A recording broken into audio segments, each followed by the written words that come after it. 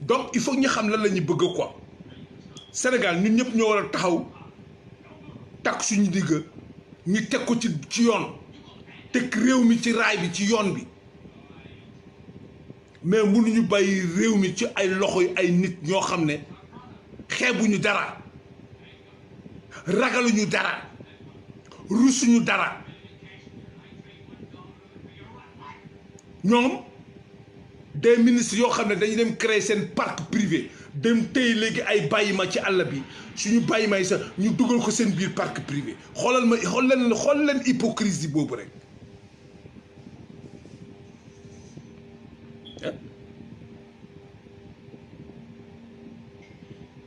la nga xam ne dañu ne espèce bi dañ ko war a protéger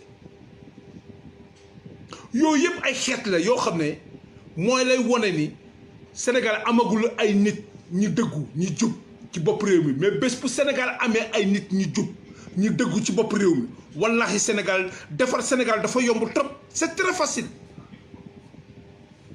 c'est très facile pour développer le pays c'est tellement facile parce que nous avons tous les ressources humaines am nañ ko machallah y a combien de Sénégalais yoo xam ne c'est des têtes ils sont en Europe des cerveaux soo ñëwee ci ressources nos ressources là y a du pétrole du fer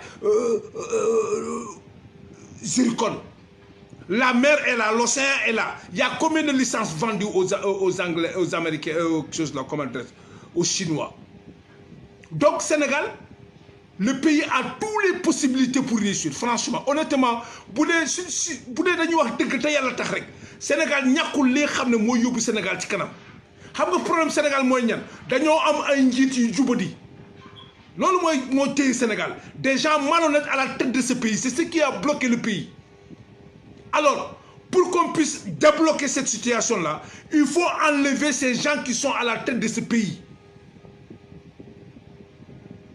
C'est ça la vérité. Parce que ñoom ils ont échoué, ils n'ont pas d'expérience, ils n'ont pas de projet de société capable de booster le développement global du Sénégal. Ils n'ont pas la vision, ils n'ont pas les compétences. C'est des gens téléguidés par la France, commandés par la France, manipulés par la France. Tout ce qui nous entoure au Sénégal, c'est des entreprises françaises.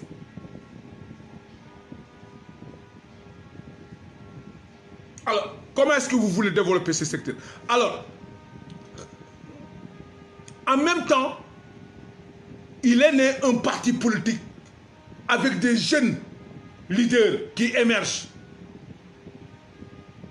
qui ont une autre façon de faire la politique. Nous proposons les loupards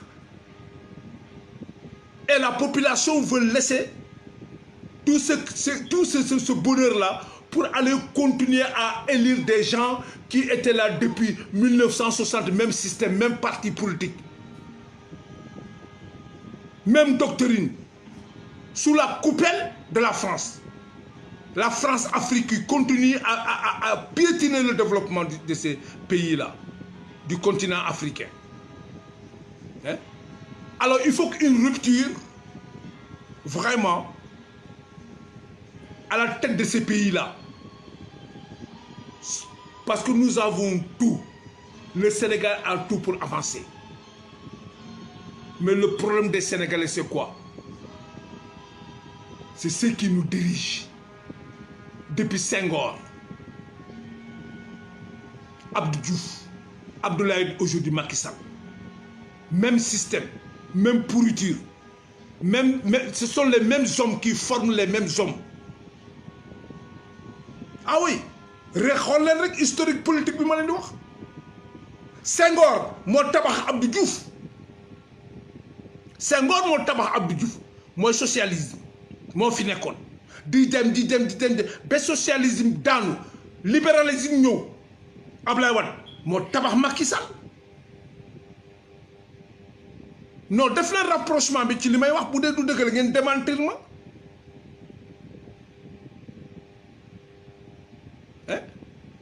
Donc depuis 60 ba léegi socialisme libéralisme ñoom ñoo fi nekk et ils ont échoué même méthode même vision même politique. Senghor a comploté contre Mamadou Dia. Senghor a comploté contre Mamadou Dia, qui était du côté du peuple sénégalais, qui a porté le combat pour le peuple. Senghor avait disparu bi De Gaulle di ñëw Senghor dafa daw. Kan moo fi nekkoon Mamadou Dia moo ko xeex. Bien vrai que Sénégal musul am indépendance totale amuñu ko. Le Sénégal n'a jamais eu son indépendance totale. Bien vrai que ça, musul am. Mais Mamadou Dia moo taxaw. Senghor a disparu. C'est même Senghor est revenu mentir. Lui, avec ses partisans, ils ont menti contre le vieux doyen Mamadou Dia.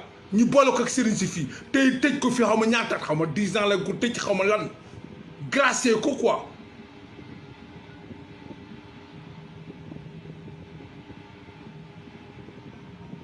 Hein? Tirer sur la foule aussi. Parce que vidéo bi mu ñu koy posté des STV gis naa ko. ñaan la c'est le socialisme. ñoom la ñoo fi nekk. tey dem nañ jóge na fi libéralisme ñëw. C'est Ablaye Wade. Les libéraux. Qui a fait Macky Sall? C'est Ablaye Wade. C'est le même système. Waaw dafa jot ñi changer leen. Parce que c'est des doctrines de l'Occident. Ils sont là sous la coupelle, sous les directives du colon. Les tubaab. Tubaab ba nootoon sa maam. téye sa maam jaay ko. tubaab ba doon xeex sa diine. tubaab boobu moo dellu si noot la yow. teg la ci bopp réew mi. nga noot askan bi. alors loolu moo war a jeex. yàlla def na sénégalais yi mu am ci seeni doom ñi jënd am xam-xam am xarañte dëggu mu nekk ay nit ñu jub ay jeunes ñu porter combat bi pour le changement dans la profondeur et pour la profondeur pour ñu mun a suqali réew mi Sénégal mun na nag teguwaat tegu ci yoon bu ñu doon xeex depuis 60 ba léegi koom-koom bi ñu bëgg yàlla xéewalal ñu ay jeunes waxuma na Ousmane Sonko rek non Ousmane Sonko seulement ne peut pas faire le Pastef. Pastef c'est une composante ay fukki Ousmane Sonko ñi ngi ci Pastef ñi ngi ci coalition Pastef parce que ñoom ñoo bokk pas-pas bokk ji yite bokk gis-gis ñu teg kuréel boobu ñu tëgg programme boo xam ne amul benn parti politique bi nga xam ne mun nga ñëw dindi programme bi Pastef teg mu yërëmande bëgg sa bopp le Sénégal d'abord le Sénégalais d'abord le choix du Sénégal d'abord avant que puissance yi ñëw di xëccoo koom-koom réew bi ñoo ñu tëgg programme boobu yëpp teg ko kiy jiitu yàlla may ko mu nekk nit ku set ku jub xoj nga xam ne réew yi même européen moom la ñuy soxla léegi ñoom non tubaab yi ñu ne non il faut pas choisir Ousmane Sonko allez-y choisir des médiocres yoo xam ne ñoom la ñuy manipuler parce que ils peuvent pas manipuler Ousmane Sonko mais ñun suñu intérêt mooy kan ñun suñu intérêt mooy suñu koom-koom des suñu réew sénégalais bu nekk nga am xëy sénégalais bu nekk boo feebaree nga mun a faju sénégalais bu nekk nga bëgg a jàngi nga dem jàngi sénégalais bu nekk nga bëgg a tukki nga dem tukki sénégalais bu nekk boo soxlee oto nga am ko parce que nécessité la loolu yëpp mun nañ ko am suñu koom-koom ñi ne déedéet la France n'est pas riche le sol français n'est pas riche tout ce que la France a là hein, il a volé en Afrique ils sont en train d'agresser le Mali c'est l'or du Mali moom la français di nekk di ŋàcc ni il faut que sénégalais ngeen ubbi seen bët France amul alal suufu France dara nekku fa lii France di jëfandiku yépp pour cette énergie électricité sen pétrole sen gaz sen courant sen lépp ñu ngi ko tibbee Afrique lañ koy jëlee France boobu ñëw am teg politique am France Afrique continue di ñu noot teg fi CFA franc colonie de franc français de colonie xaw ma français xaw ma di continuer di noot nit ñi l'esclavage continue non soo buggee def pour seen ñeneen na bul def pour Sénégal defal tegal politique ñun suñu France li ñu wax ñun lii moo lañ soxla foofu alors doxalal politique bi soo def loolu ñi jël seen armée comme ils vont attaquer comme ni ñu attaqué Gbagbo mais Gbagbo c'est la Côte d'Ivoire mais le Sénégal n'est pas la Côte d'Ivoire parce que nous avons compris le jeu des Français. Gbagbo s'est opposé à ça, à la politique française. Qu'est-ce qu'ils ont fait? Ils ont menti en Côte d'Ivoire, ils ont attaqué Gbagbo. Ils ont fait exprès, les militaires français ont bombardé des militaires français en Côte d'Ivoire. Sous prétexte que, oui, les militaires français-là ont été attaqués par les militaires. Non, c'est faux, c'est la manchance française. C'est la manchance des Français. Les Français, ils ont attaqué, ils ont tué des soldats français en Côte d'Ivoire pour pouvoir déclencher la guerre. Parce qu'ils ne veulent pas que Gbagbo soit président continu, parce que Gbagbo protège les intérêts ivoiriens. Et aujourd'hui, le résultat est là. Le cours international de l'Arrêt, cette cour de merde qui n'a jamais condamné de l'Occident, c'est fait uniquement pour les présidents africains. Ils ont blanchi Gbagbo. Quand Sénégalais donc les Sénégalais doivent se réveiller. C'est exactement ce qui se passe au Mali. Ils ont envoyé des djihadistes au Mali, équiper des djihadistes au Mali uniquement pour pouvoir soustraire l'or du Mali. Le nord du Mali est tellement riche en pétrole et en richesse. Kadhafi l'avait dit. Tout ça, c'est la politique de la France. Cette sale politique. Une France, un pays de merde.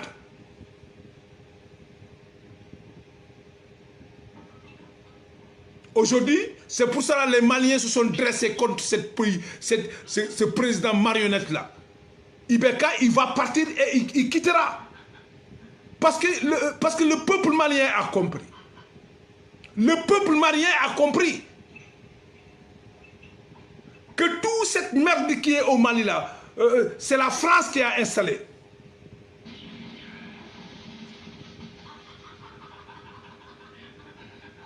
Et ils doivent continuer la lutte pour dégager Ibeka, reprendre leur pays et faire quitter les Français dans leur territoire. Il faut que les Français là, avec ces djihad là, quittent le Mali. Alors, donc nous connaissons la politique française. Hein?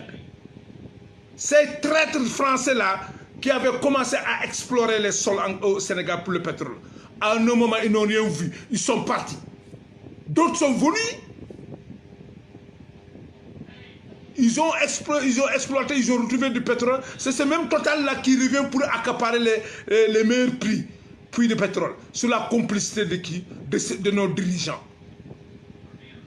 Et vous voulez nous faire parler, vous voulez nous faire croire du Sénégal émergent. Le Sénégal n'émergera pas tant que vous êtes à la tête de ce pays.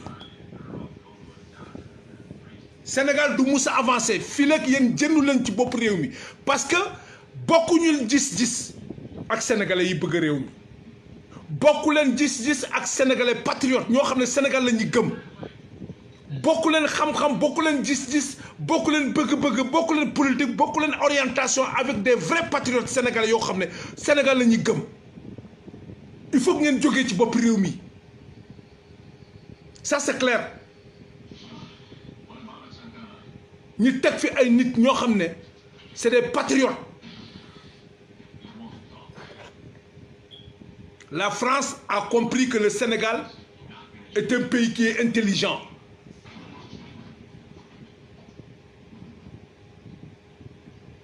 La France, ils ont très bien compris que le Sénégal, ce n'est pas la Côte d'Ivoire. Hein.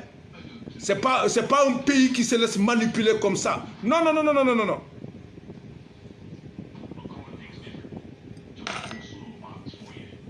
Donc, il faut que les patriotes c'est qui? C'est quelqu'un qui aime son pays, qui aime sa culture, qui défend ses propres intérêts, qui a le courage de dire non à l'envahisseur. C'est ça le patriote. Donc, tous ceux qui se réclament du patriotisme n'ont qu'à rejoindre ce parti PASTEF-là. Parce que cette occasion en or, pour les élections de 2024, il ne faut pas qu'on rate l'histoire. Pour une première fois de l'histoire politique du Sénégal, faisons le bon choix. Essayons quand même. Essayons. On n'a jamais essayé. Les Sénégalais n'ont jamais essayé. Toujours c'est le Parti Socialiste qui était là 40 ans.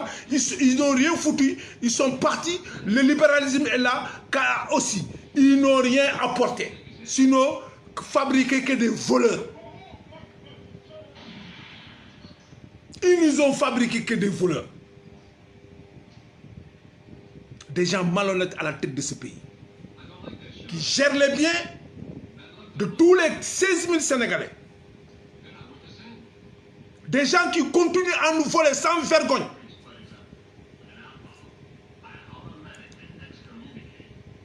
Parce qu'ils savent qu'ils vont quitter. Mais ils seront poursuivis. Hein, parce que vous ne pouvez pas gérer le pays pendant 8 ans ou bien 40 ans. Restez là. Après, vous allez rester dans vos villas malheureusement gagnés là. Ce type de Farba Senghor là, vous savez, ay géwél yu xuus ma ñap yo xam tekkiwuñu dara. Yor ay kër yi de 2 milliards. Ay 4x4.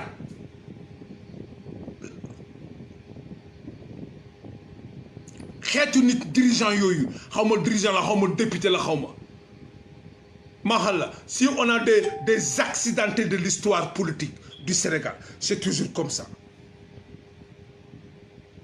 Alors,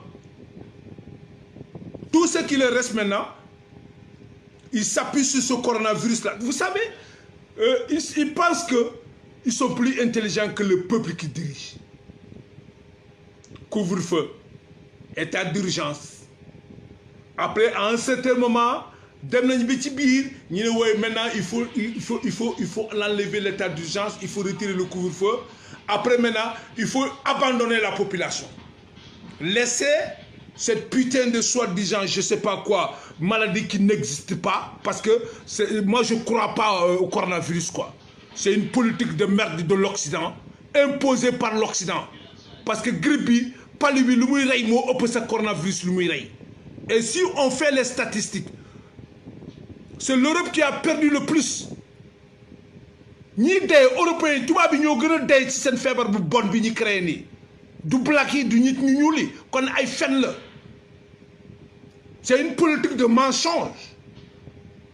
Pour accaparer, pendant ce temps que les gens sont confinés à la maison, ñom ñi ngi sàcc à la continuer di sàcc à la réew mi parce que loolu moo fa am. Ils en ont profité. Dans la période d'état d'urgence, couvre-feu, confinement, pour voler les deniers de ce pays. Faire des détournements. Hein? Attribuer des marchés bidons, des gré à gré.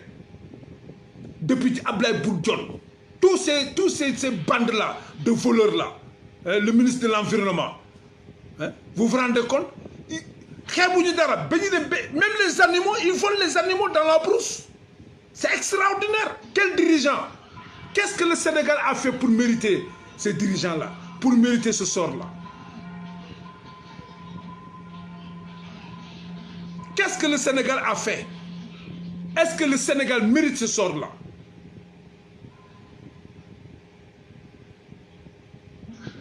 Des dirigeants insulteurs qui insultent le peuple sénégalais. Des magouilles, matin, midi, soir. toutes leurs compétences, leur projet c'est quoi? Comment soutirer l'argent, comment détourner l'argent du contribuable sénégalais, comment voler le peuple sénégalais. Mais ils n'ont pas de vision, un projet de société capable de booster le Sénégal.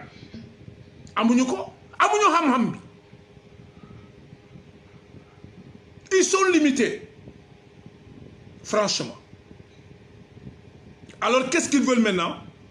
Fermer les régions, que personne ne sort, que personne ne rentre. Ça c'est faux. Il ne faut pas que la population accepte ces conneries-là.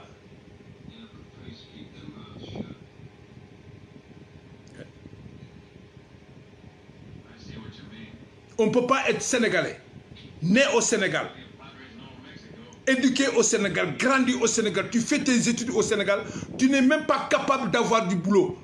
Regardez, les jeunes sont lâchés en rame.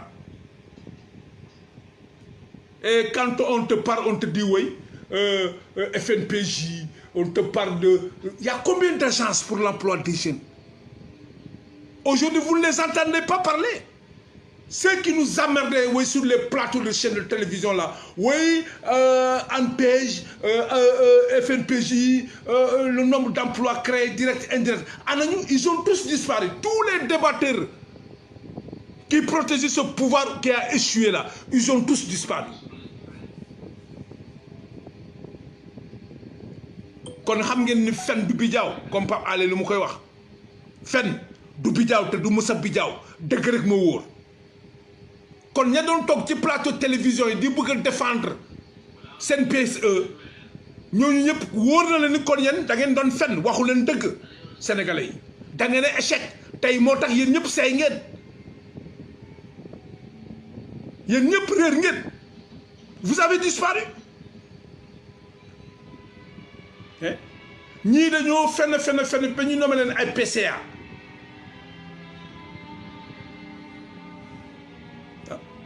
ce communiste de PIT là qui se permet d'attaquer Guy Marius Sagna moom itamit comme c'est un xawma ban façon nit la quoi maaxal la que Dieu nous épargne de ces genres de vieilles là, de vieux qui sont là, continuer à grignoter la République là. Ils doivent quitter la trempe de ces gars de PIT, je ne sais pas là, parce que quelque part il a été nommé PCA quelque part.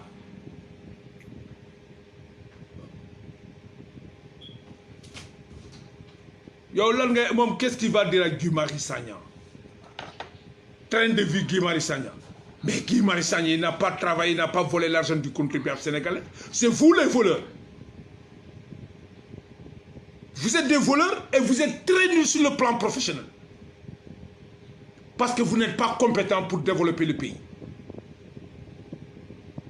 C'est des magouilles partout. Des détournements en n'en plus finir. Il y a combien de dossiers?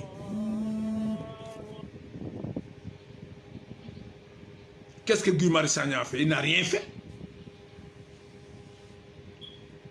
Hein? Alors, il y a un communiste comme toi. Les Sénégalais n'épousent pas l'idée d'un communiste. Ces partis-là, pourris là, des doctrines de l'Occident pourris là, c'est pas la même chose avec le PASTEF. Parce que vous êtes des leaders de doctrines corrompues. Le socialisme, le libéralisme, le communisme, sociodémocrate, centriste, parti gauche, parti droite, parti devant, parti derrière, parti au milieu. Tous ces doctrines, c'est la doctrine de l'Occident. Comment faire pour piller le continent africain? Comment faire pour voler le contribuable sénégalais? Mais pour concon, pour retirer le Sénégalais, pour dimbaler le Sénégalais, pour yérer le Sénégalais. Lolo musul am ci sen doctrine, muy socialisme, libéralisme, communiste, parti gauche centriste, droite, devant, derrière, au milieu. Sen doctrine yépp doctrine sàcc la. Nak lañ leen di jàngale ni ngeen di lubalé ala réew mi, nak ngeen di sàcc ay élection, nak ngeen di jalkate ay élection. Même l'islam c'est des doctrines qui combattent la religion musulmane parce que ay franc-maçon ñi ngi ci biir c'est des lobbies maçonniques ay góor jigéen ñi ngi ci biir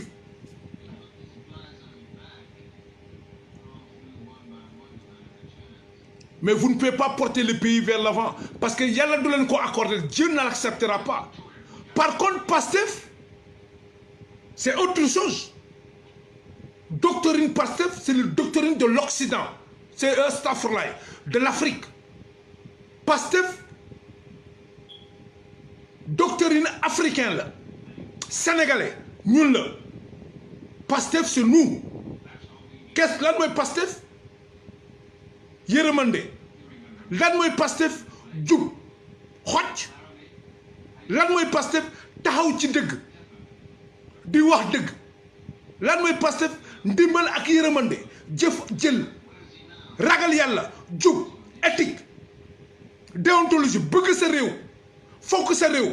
Lan mooy Pastef? Sénégal d'abord, sa réew d'abord. Lan mooy Pastef? Sénégalais d'abord. Bokkul doctrine ak yéen seen politique l'Occident moo tax di ngeen dëng rek irrécupérable. Ku ci yàlla musalul rek doo jël ci doctrine bi ñu leen parce que yéen doctrine bi ngeen am dañ leen tënk.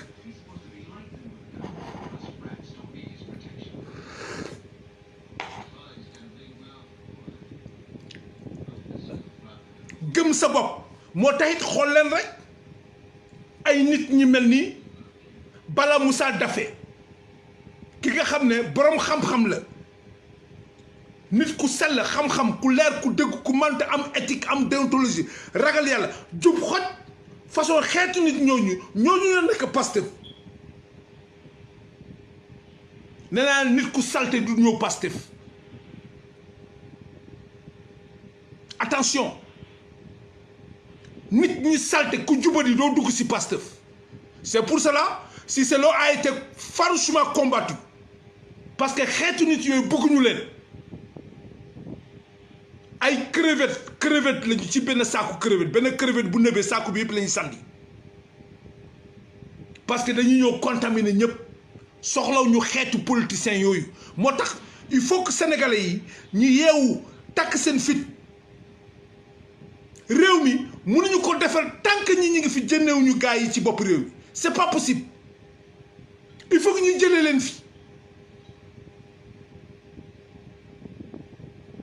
ñi nga xam ne ñoom ñoo bokk doctrine ñoo yore doctrine nasaraan il faut que ñu xeex leen jëlee leen fii ñu teg fi suñu doctrine ñun suñu doctrine ñun africain ñun sénégalais doctrine bi ñu gëm bi ñu samp moom la Cheikh Amadou Bamba xeex moom la Maodo Malick xeex moom la Maam Limaamu Laay xeex moom la Bou Kounta Ndiassane xeex Baye Niass xeex moom la Lamine Dramé ñoom lañ xeex doctrine boobu la Pastef yoon moom la sénégalais yi war a yoon. waaw gëm sa bopp gëm sa diine ragal yàlla ragal sa bàmmeel am yërëmandi ci askan bi alalu mbooloo nga bakko fa waaye dem yenn benn dëgg doctrine boo xam ne yow li ñu la jàngal yëpp mooy sàcc alal réew mi sàcc fen politique migmac complot loolu nga xam-xam boobu la nasaraan bi dugal ci seen bopp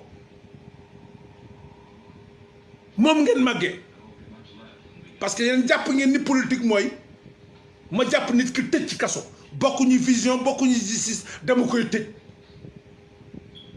kenn du wax man maa war a wax parce que yéen loolu ngeen xam te réew mi toll na fi nga xam ne duñu fi bàyyi kenn ngay def naka su dul noonu parce que réew mi kenn moomu ko kon ndaw ñi nañu jóg takk seen ndigg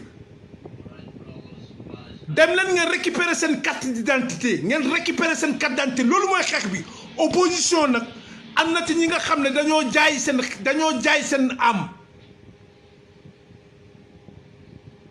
am na ñi nga xam ne ay opposants yoo xam ne ay traître lañu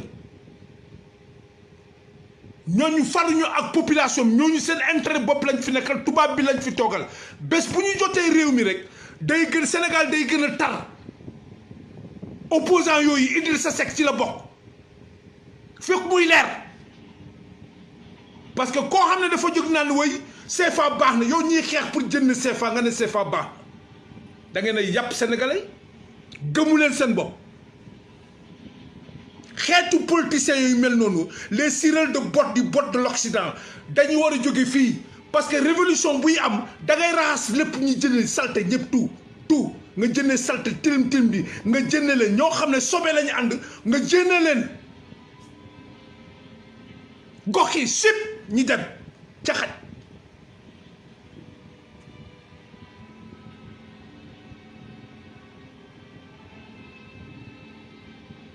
juddoo ci réew màggee ci réew jàngee ci réew yaroo ci réew yow amoo sañ-sañ dogal balaa ngay dogal il faut nga jël avion dem ci nasaraan bi tubaab bi ce putain de français là ces merdes ces sales voleurs là une politique de merde c'est un pays de merde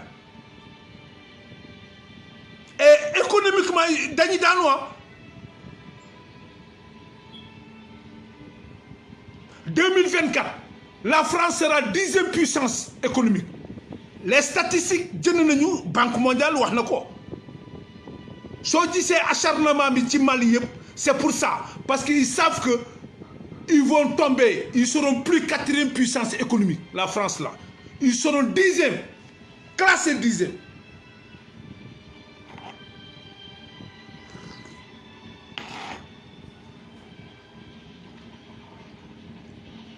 Faites une analyse, quand même les Sénégalais. Nous sommes intelligents. Faites une analyse. Le port de Dakar, du